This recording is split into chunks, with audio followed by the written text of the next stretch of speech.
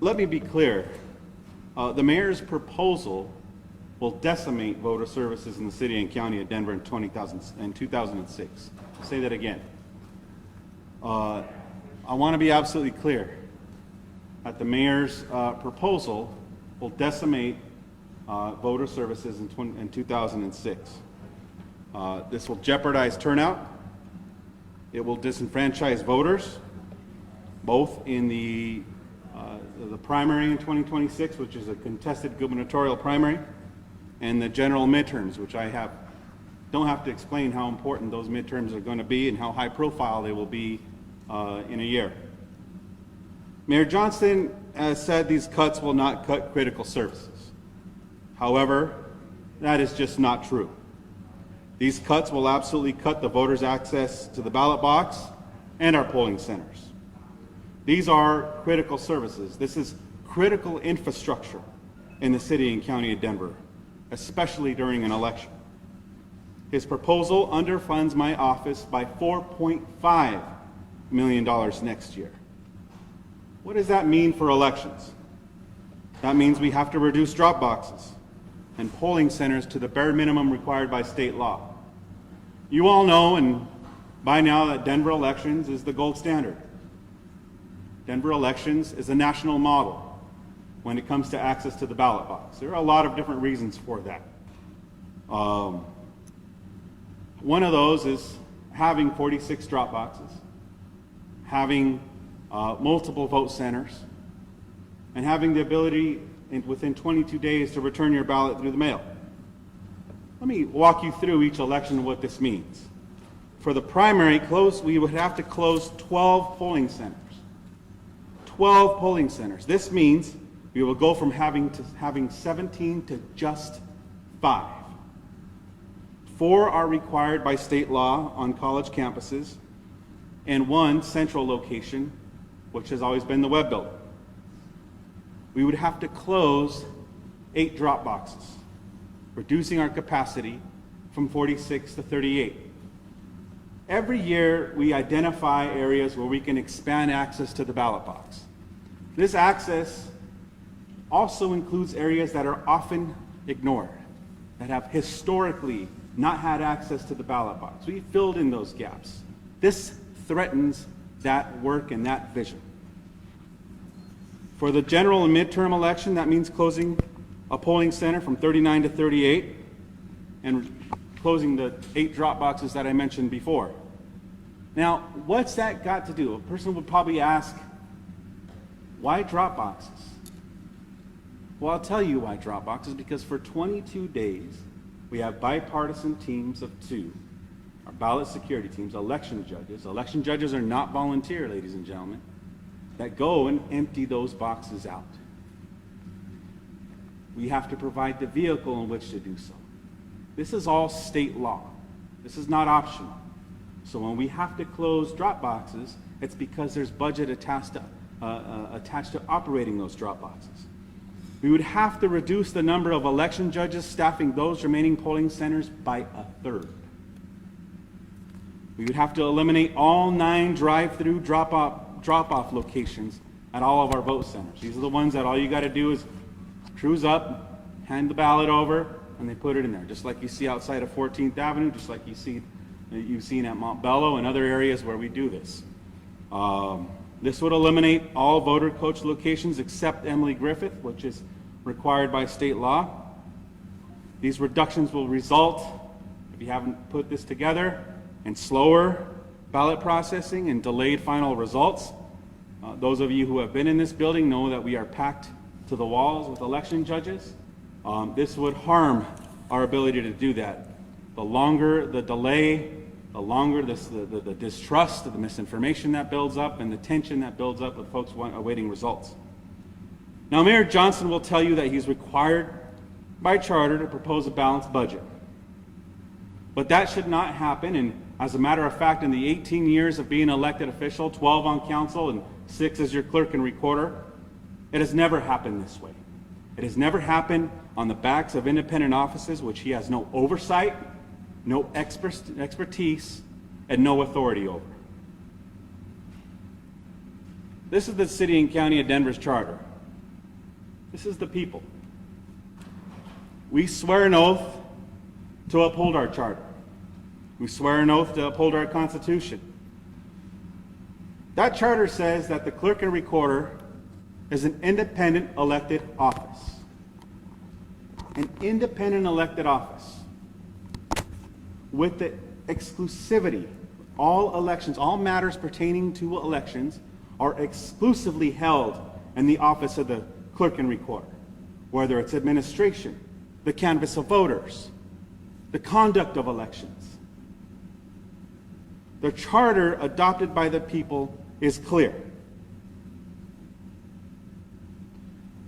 The funding is also required for our office to be able to fulfill any requirement mandated by state law. Elections is one of those. It is an absolute overreach.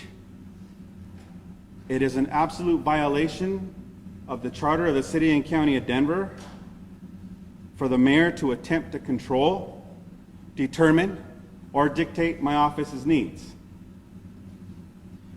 It is the mayor's gross mismanagement of the city budget that is requiring him to make difficult decisions about where to cut city services. Given the state of our country, now is not the time to defund elections. And as a personal hero of mine would say, John Lewis, that elections are the most powerful, non-violent tool we have to create a more perfect union, and the most appropriate means to participate in our democracy. Now more than ever in the state of our country, think about what that means and what those words mean. When the most appropriate change is the ballot box, we should not be removing ballot boxes. We should not be defunding elections at a time where the federal overreach on the state's constitutional authority over elections, threatening Colorado's gold election stand-in model. Now more than ever, elections officials around the country are counting on local government to have our backs during a time where elections are under threat, misinformation is at an all-time high, and where federal support, especially from the Department of Homeland Security, the Cyber Information Security Agency, has been pulled to support our offices. And now, as your clerk and recorder, over the last 6 years, being able to manage an elections during a pandemic, during a post-January 6th environment, we are now seeing what I thought was the unthinkable. That the greatest threat to democracy in Denver, Colorado is not coming from the Trump administration's bombast threats, but instead the realistic cuts from Denver's own mayor, right here in our backyard.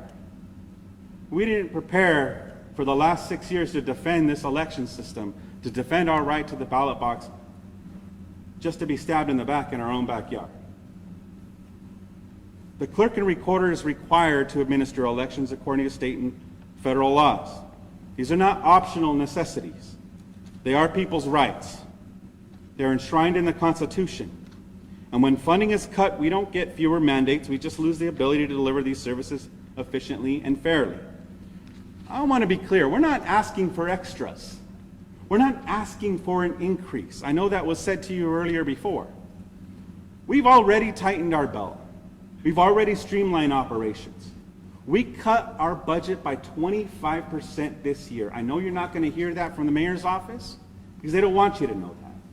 That is the absolute truth. Our ability to deliver essential services cannot be pared back any further without harming Denver voters. Now, on the topic of resources, 2 major elections demand full resources. In 2026, we must conduct both a state primary and a general midterm election, both expected to draw a record turnout. But despite this, our budget is proposed to be less than this year, when we only have 1 election. In fact, it is only slightly more than what was appropriated in 2022 when we had the same elections. despite a 9% increase in voters, 22% increase in the minimum wage, and more than 30% increase in the cost of print and mail ballots. We can't run a 2026 midterm gubernatorial primary and a midterm November election with 2022's budget. We simply can't do it. Ask any person in this state to run their budget and their family household with those numbers. With the price of with the cost of inflation and everything else that's affecting the bottom line, it also affects our operations. This should have been accounted for, and this is something that we have made clear to the mayor's office. 2 major elections demand those full resources, and we cannot run those elections with fewer. Fully funding the clerk and recorder's office is not about politics, not about disagreement. It's about protecting democracy in the most critical time in our country. We sincerely hope that the City Council, who I know shares the same values, will support a budget amendment to ensure Denver voters continue to have the full access to the democratic process, especially at this critical time in our country's history. And I want to make something absolutely clear. I heard this yesterday, and I heard this on the mayor's town hall, and I heard this publicly. The mayor threatened City Council with, if you so much as try to amend our budget, we're going to have to lay people off. That is absolutely untrue. And as an independent elected official and a former councilman, I find that as a slap in the face to the City Council. I think it undermines their authority.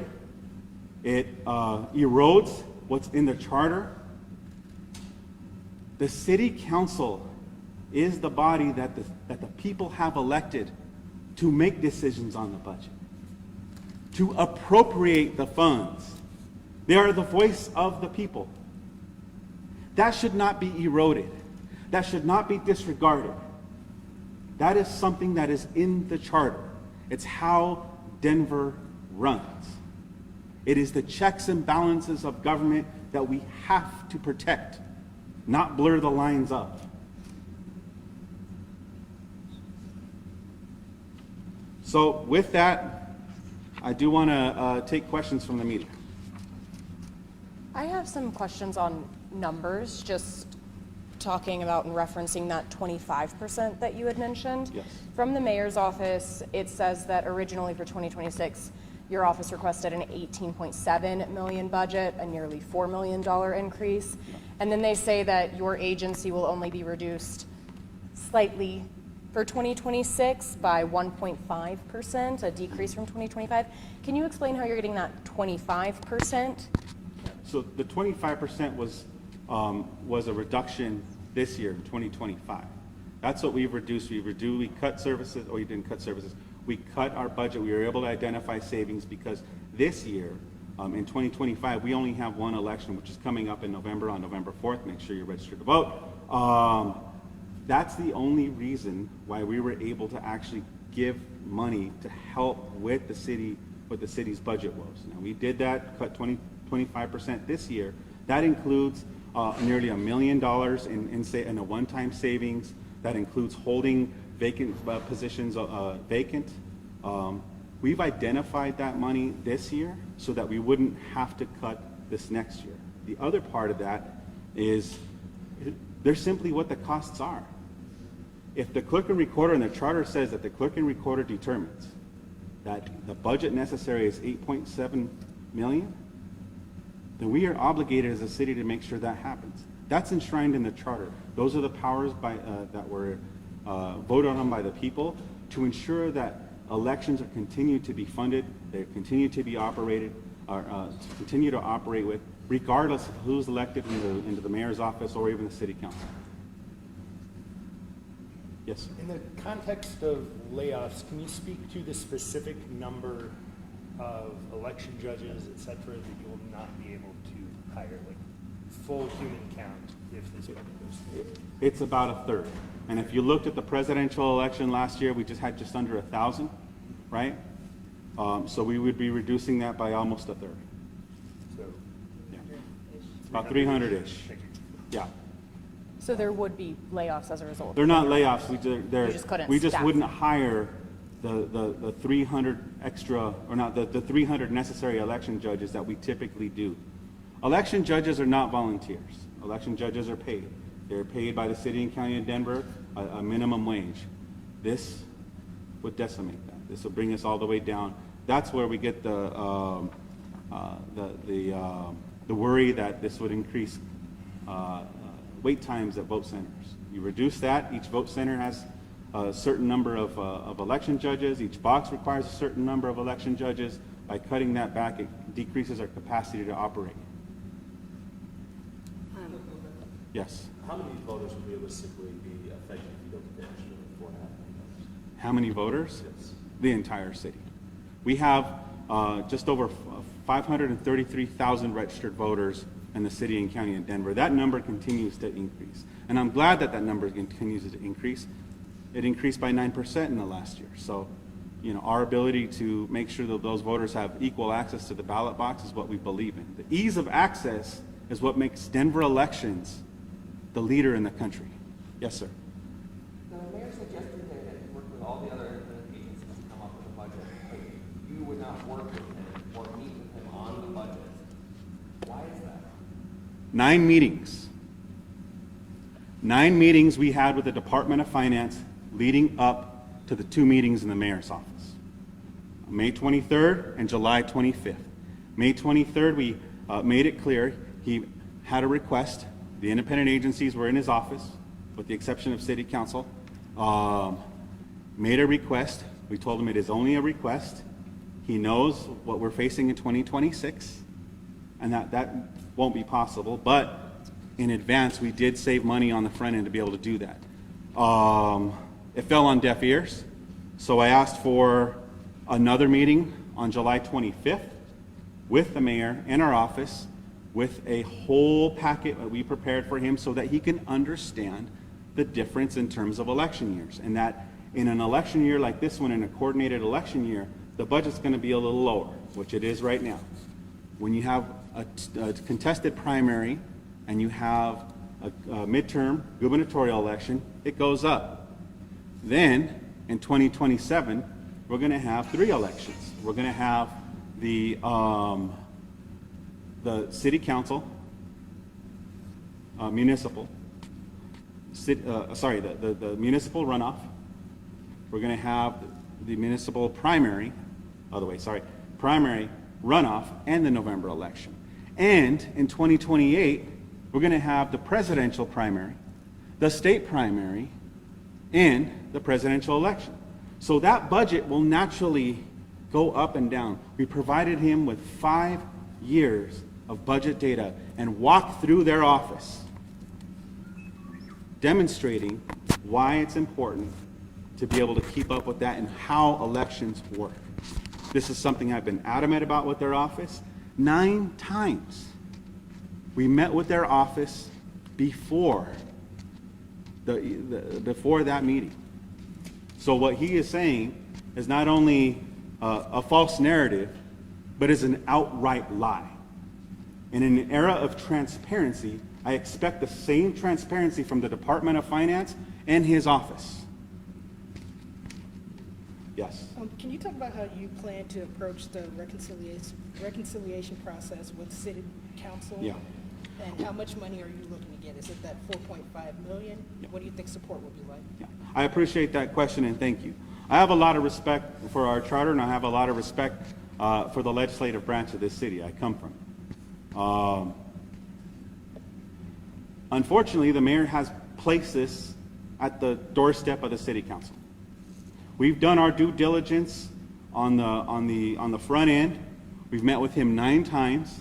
We've worked with them, collaborated with them, kept them appraised of our budget changes. We've invited them in to look at our numbers, to give us guidance. They are the Department of Finance, and to be absolutely transparent with what's going to be expected of our office in 2026. That now has to go to the city council. And in that meeting, he practically dared me to.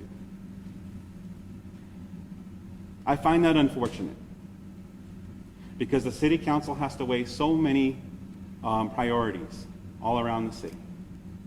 Leadership needs to occur on the front end.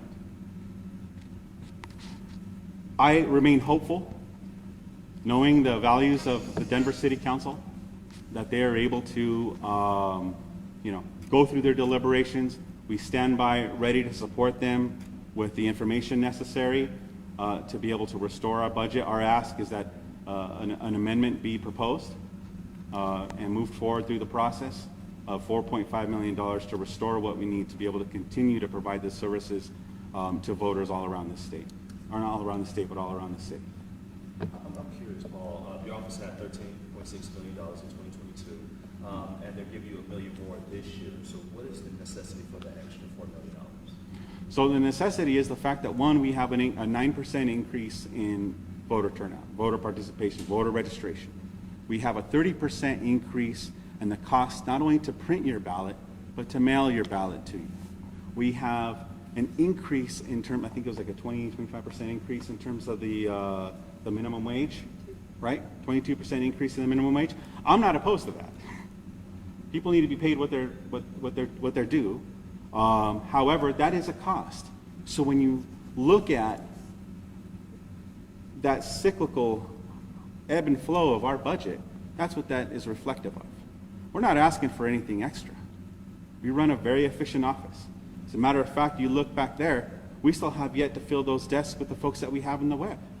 These are projects that remain underfunded by the mayor's office.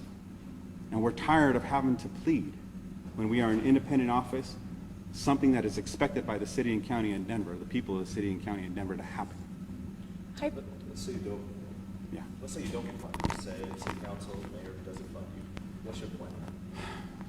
Our plan is to do the best we can to inform voters of what to expect in the primary and November election. I will fight like hell for our budget. I will fight like hell for our democracy. I was elected to do so by the people of the city and county of Denver, not appointed to do so by the mayor. I don't work for the mayor, I work for the people. And the expectation in this city is that folks have equal access to the ballot box. And I will fight until we can't fight anymore. And I'm sorry to say that, and I'm lamented to say that I was prepared to do that against federal threats and federal incursion into our voting rights, but I'm prepared to do that in our backyard as well too. I hope we don't have to get to that point, sir. Then what message does it send to overall voters in Denver about funding issues? What message do you believe that it sends to everyone? That the fight for voter rights is not over. That the fight to access the ballot box is not over, and we each have a responsibility to speak up.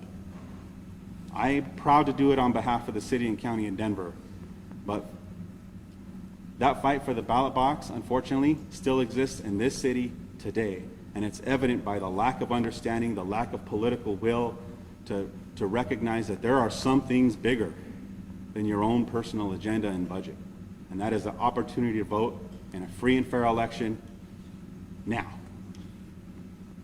One of the points the mayor's office has made regarding the web building is that in 2024, the city spent roughly $2 million to build some space in there. They are also then claiming that since then the clerk has decided that you don't need that space anymore or your needs have changed. Can you rebut that point from the mayor's office? Yes.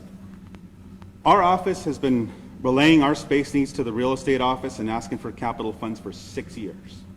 6 years, they've known that the object is and the goal is to consolidate in this building. We have made clear multiple times that the space in the web building would not address our needs for elections or record storage. You just can't do it. We were clear that we would move all of our recording staff to the Denver Elections Division building here on 14th and Bannock, and not back into our former space at the web. The former space at the web that they are renovating is part of the whole building's renovation. We made clear what our goals were. We don't know what happened there. The city moving forward with that build was at their own waste of $2 million, not ours. The mayor agreed that there is a better, higher use of that first floor space. I've had communication with him on it. I've had written communication with him on it. He agreed that it's better to consolidate everything here. We have that whole back area waiting for the city to make its move to prioritize this And if I may add, the city is spending $4.9 million leasing Republic Plaza. And it will save some of that by moving agencies out of that lease space and back into the web building. This was, when folks ask, well, what are your ideas? That is one of them. We've made our move. We've done everything we can to consolidate, to operate efficiently out of one space so that they can have the whole first floor of the web. Also, there are folks that work in Republic Plaza that don't have to work in person. They can work from home. And as a matter of fact, I think this echoes some of the things that were said on the Denver City Council. Let's be smart with our budget. We have our shared sacrifice. Our staff are furloughing as well too. I think part of that is just sticking to transparency and being truthful. Was there anywhere else you could have cut besides election judges if this were to happen? There is no way that we would make up that kind of budget shortfall, not layoffs, not cuts of services, anything like that, without having to make the cuts that we have right now. We've analyzed that. We wouldn't be here talking today and disputing this if not for what this budget means for our office. Yeah, that's a great point. We're famous for being elections folks, but we also have other statutory requirements, marriage licenses. Right now, because of the confined space that we're in, the fact that we can't get support to open all this up, we can't move out of the web yet. That's beyond my control. So our marriage licensing system is backlogged. People have to go to other counties. We are a revenue generating agency. People who record documents, it creates revenue. The limited amount of space, the lack of the cooperation of being able to respond to our space needs, which you've seen earlier this year, has attributed to a drop in also that incoming revenue as well too. The other part of this is the public trustee. We've had two positions that have been held hostage by the mayor's office. One of those positions is my deputy chief public trustee. What does a public trustee do? We oversee the foreclosure process. And if those of you who have been paying attention since 2009 know this is critical. Right on the cusp of what could be a recession, the mayor's office is also denying us the request to fill a backfilled position in the office of the public trustee so that my team can oversee that foreclosure process. Right now, I have a team that is doing double duty. And that can't be sustained in a way that is expected and required of us by state law. State law requires also that those windows, whether it's our public trustee window or marriage license and recording, be open 8 to 5 business hours.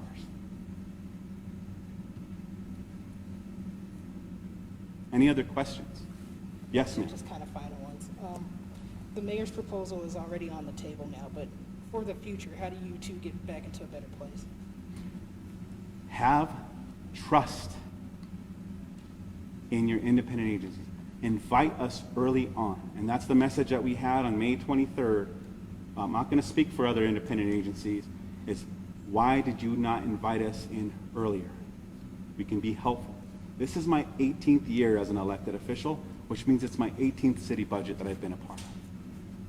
Not once, except for now and, the little snafu we had in 2003, have we ever had to deal with this kind of overreach or disregard for an independent agency. Follow the charter. The charter is clear. The people are clear. The checks and balances in Denver are clear. Independent elections, independent auditor, independent courts, and also the DA. Those are the independent agencies. City Council, 13 independent agencies on their own. That requires collaboration. It doesn't require a lack of transparency. It doesn't require hiding the ball, which is what we've encountered and it's basically been the hallmark of this administration, unfortunately. And then we recognize a few of the folks behind you, but do you want to explain, who they are, why they're supporting? Yeah. Well, we do have Councilwoman Flora Vidres, the Honorable Councilwoman Flora Vidres here. Gabriela works with our engagement team. She's one of our folks. Todd Davidson is my Director of Elections. Do you want to introduce yourself? I'm Ashley Troxelizer. I'm on the Denver Elections Advisory Council. And a member of the Republican Party, Josh Zeigelbaum, who is our clerk and recorder in Adams County. The clerks work together. This is my deputy clerk and recorder, Sabrina Ali, and then also my strategist, senior advisor, Ms. Sonia Garcia Olivari. So, thank you for being here. Yes, questions? Well, just to clarify the numbers, what's your budget going to be without that 4.5? I think I heard 14.2. 14.2 million. And we're looking at 18.7. That's what you need. 18.7 is what's necessary, yes. How much is necessary? 18.7 million. What was the budget last year with the 25%? 18.8 million. And Now- that 25% is gonna, you're hoping to carry that over, or is this a whole new? This is a whole new budget, but part of it reflects the savings that we've had. I don't know if you want to chime in. Yeah, so it was 18.8 million last year, and our budget this year is 14.4 million. So that's the 25% decrease that we took this year, which, by the way, the mayor asked us to take almost $1 million additional cut for 2025, and we did so. They're now holding that for next year as well, which we were told it would be one time. And it is typical and has always been typical for this office. For the election cycle, we go from one election to two. That requires an increase. That has always happened in the past. We haven't had to beg for it. We justify it with the numbers and we show them the budget. But you can't do 2 elections for less than we're doing one. Other questions? All right. Thanks, guys. Thank you. I'm happy to answer any other number details if anybody has.